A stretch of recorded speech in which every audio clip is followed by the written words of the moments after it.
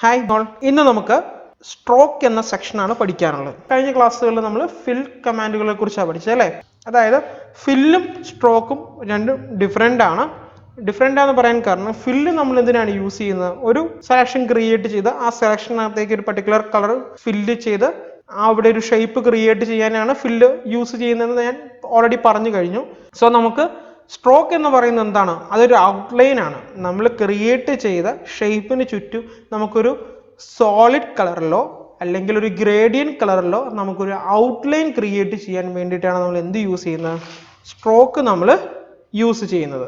Stroke means adding A solid coloured outline around A shape. So നമുക്ക് stroke എങ്ങനെ ചെയ്യണം എന്ന് നമുക്ക് നോക്കാം. സ്ട്രോക്ക് ചെയ്യാനായിട്ട് നമുക്ക് വേണ്ടത് ഒരു സെലക്ഷൻ ആണ് ഫസ്റ്റ് നമുക്ക് വേണ്ടത്. സോ ഞാനൊരു ലെയർ ഇവിടെ ക്രിയേറ്റ് ചെയ്യുന്നു, ഞാനൊരു സെലക്ഷനും ക്രിയേറ്റ് ചെയ്യുന്നു. ഓക്കെ, ഈ സെലക്ഷൻ ക്രിയേറ്റ് ചെയ്ത് കഴിഞ്ഞാൽ നിങ്ങൾ എന്ത് ചെയ്യുക? നമ്മൾ പറഞ്ഞ പോലെ എഡിറ്റ് മെനുവിൽ എന്തുണ്ട്? ഫില്ല് ഉണ്ട്, അതിൻ്റെ തൊട്ട് താഴെ എന്തുണ്ട്? സ്ട്രോക്ക് കിടക്കുന്നുണ്ടോ? Stroke command. എഡിറ്റ് മെനുവിൽ സ്ട്രോക്ക് കമാൻഡ് ഉണ്ട്. നിങ്ങൾ ആ സ്ട്രോക്ക് കമാൻഡ് എടുക്കുക. ആ സ്ട്രോക്ക് കമാൻഡ് എടുത്ത് കഴിയുമ്പോൾ നമുക്ക് സ്ട്രോക്കിൻ്റെ സെറ്റിങ്സ് നമുക്കിവിടെ കിട്ടും. ഓക്കെ, സോ ഞാനിനി പറയാൻ പോകുന്നത് ഈ സ്ട്രോക്കിൻ്റെ പ്രോപ്പർട്ടീസ് എന്തൊക്കെയാണെന്നാണ്. സോ നമുക്ക് ഈ സ്ട്രോക്ക് വിൻഡോ ഓപ്പൺ ചെയ്യുമ്പോൾ ആദ്യമേ തന്നെ കാണുന്നത് എന്താണ്? വിഡ്ത്ത്. വിഡ്ത്ത് എന്ന് പറയുന്നത് എന്താണ്? വിഡ്ത്ത് എന്ന് പറയുന്ന സ്ട്രോക്കിൻ്റെ തിക്നെസ് ആണ്. ഓക്കെ, ഇപ്പം നമ്മൾ ആ വിഡ്ത്തും അല്ലെങ്കിൽ ആ തിക്നെസ് നമ്മൾ പിക്സലിലാണ് പറയുന്നത്. വിഡ്ത്ത് ഞാൻ ഒരു 5 കൊടുക്കുകയാണെങ്കിൽ ചുമ്മാ ഒരു എക്സാമ്പിൾ കാണിക്കാൻ വേണ്ടിയിട്ടാണ് ഞാനത് ചെയ്യുന്നത്. സോ വിഡ്ത്ത് എന്ന് പറയുന്നതാണ് എന്താണ്? സ്ട്രോക്കിൻ്റെ തിക്നെസ് ആണ്. ഇനി നമുക്ക് അതിന് ശേഷം എന്ത് നോക്കാം? കളർ. ഓക്കെ, അതായത് നമുക്ക് ഫില്ല് ചെയ്ത് വരേണ്ട സ്ട്രോക്ക് കളർ എന്താണെന്ന് നമുക്ക് നോക്കാം. അത് തൊട്ട് താഴെ കിടപ്പുണ്ട്. ആ ഒരു കളർ ക്ലിക്ക് ചെയ്ത് നമുക്ക് ഇഷ്ടമുള്ള ഒരു കളർ നമുക്ക് എന്ത് ചെയ്യാം? ഇവിടുന്ന് സെലക്ട് ചെയ്ത് കൊടുക്കുക. സോ നമ്മളിപ്പോൾ സെറ്റ് ചെയ്ത് വിഡ്ത്തും സെറ്റ് ചെയ്തു, അതുപോലെ തന്നെ നമ്മൾ എന്ത് സെറ്റ് ചെയ്തു? കളറും സെറ്റ് ചെയ്തു. ഇനി നമുക്ക് ചേഞ്ച് ചെയ്യേണ്ടത് എന്താണ്? ലൊക്കേഷനാണ്. അതായത് നമ്മൾ ഈ സെലക്ഷനിൽ സ്ട്രോക്ക് എവിടെ വേണം എന്നുള്ളതാണ് ഈ ലൊക്കേഷനും കൊണ്ട് ഉദ്ദേശിക്കുന്നത്. 3 ലൊക്കേഷൻസ് ആണ് നമുക്ക് വരുന്നത്: inside, centre and outside. 3 locations. Okay, so ഇതിനകത്ത് ഇൻസൈഡ് ലൊക്കേഷൻ എന്ന് പറയുന്നത് നമ്മൾ ക്രിയേറ്റ് ചെയ്ത സെലക്ഷൻ്റെ അകത്തേക്കായിരിക്കും ആ സ്ട്രോക്ക് മൊത്തം ക്രിയേറ്റ് ചെയ്ത് വരുന്നത്. ദാറ്റ് മീൻസ് ഞാൻ അവിടെ കൊടുത്തേക്കുന്ന 5 പിക്സൽ എന്നുള്ളൊരു വിഡ്ത്ത് ഉണ്ടല്ലോ, ആ വിഡ്ത്ത് മൊത്തം വരുന്നത് ആ സെലക്ഷന് അകത്തേക്കായിരിക്കും. അപ്പോൾ നമുക്കിത് 1 by 1 ആയിട്ടൊന്ന് ചെയ്ത് നോക്കാം, എന്നാലായിരിക്കും നിങ്ങൾക്ക് ഇതിൻ്റെ ഐഡിയ പിടികിട്ടുള്ളൂ. സോ ഞാൻ ആദ്യമേ തന്നെ വിഡ്ത്തും കളറും സെറ്റ് ചെയ്ത് എല്ലാവർക്കും മനസ്സിലായെന്ന് ഞാൻ പ്രതീക്ഷിക്കുന്നു. കാരണം വളരെ എളുപ്പമാണ്. നമ്മൾ വിഡ്ത്ത് എത്ര പിക്സലാണോ അത് അവിടെ ആഡ് ചെയ്ത് കൊടുക്കുക, കളർ ഏതാണോ വേണ്ടത് അതും നമുക്ക് ആഡ് ചെയ്ത് കൊടുക്കുക. ലൊക്കേഷൻ നമുക്കൊന്ന് ചെയ്ത് തന്നെ നോക്കാം. സോ ലൊക്കേഷനകത്ത് വന്നിട്ട് ഞാനിവിടെ ഇൻസൈഡ് ടിക്ക് ഓൺ ചെയ്തു. ഓക്കെ, സോ ഞാനിവിടെ ഓക്കെ ക്ലിക്ക് ചെയ്യുവാണ്. നിങ്ങളവിടെ സ്ട്രോക്ക് വരുന്നത് ശ്രദ്ധിക്കുക. കേട്ടോ, എവിടെയാണ് സ്ട്രോക്ക് വന്നേക്കുന്നത്?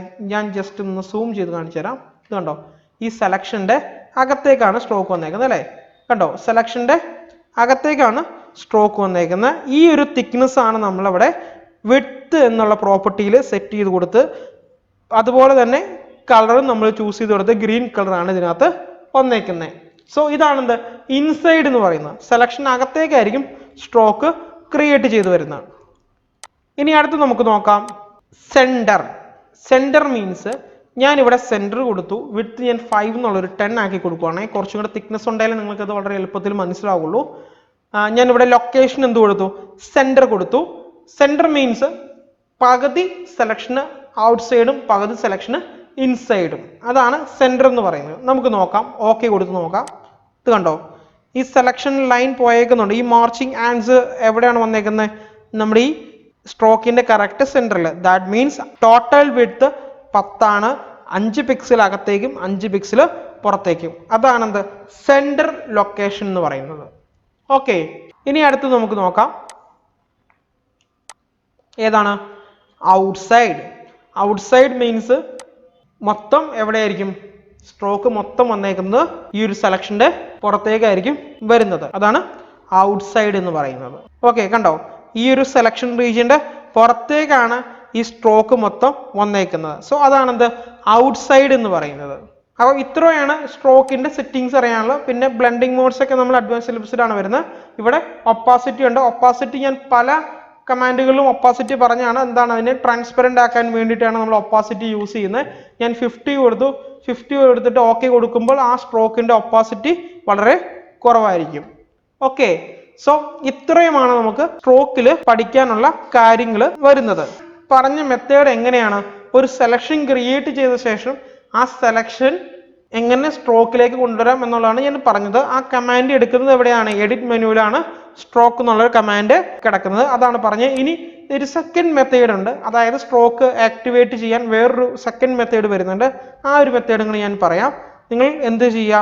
ലെയർ ക്രിയേറ്റ് ചെയ്യുക, സെലക്ഷൻ ക്രിയേറ്റ് ചെയ്യുക, അത് നോർമൽ മെത്തേഡിൽ തന്നെ ചെയ്യുക. അതിനുശേഷം ആ സെലക്ഷൻ ടൂൾ എടുത്തിട്ട് തന്നെ എന്ത് ചെയ്യുക? ഇവിടെ റൈറ്റ് ക്ലിക്ക് ചെയ്യുക. റൈറ്റ് ക്ലിക്ക് ചെയ്യുമ്പോൾ എന്തുണ്ട്? ഫില്ലും ഉണ്ട്, സ്ട്രോക്കും ഉണ്ട്. ഫില്ല് നമ്മൾ കുറച്ച് മുമ്പ് പഠിച്ചത്, സ്ട്രോക്ക് നമ്മളിപ്പോൾ പഠിച്ചത്. ഓക്കെ, ആ സ്ട്രോക്ക് ക്ലിക്ക് ചെയ്ത് കഴിഞ്ഞാൽ നമുക്ക് എന്ത് കിട്ടും? കണ്ടോ, ഇവിടെ നമുക്ക് സ്ട്രോക്ക് നമുക്ക് അസൈൻ ചെയ്യാനുള്ള ഒരു ഓപ്ഷൻ നമുക്ക് ഇവിടെ കിട്ടും. ഇത്രയും മെത്തേഡുകളിലൂടെ നമുക്ക് എന്ത് ചെയ്യാം? സ്ട്രോക്ക് നമുക്ക് ക്രിയേറ്റ് ചെയ്യാനായിട്ട് സാധിക്കും.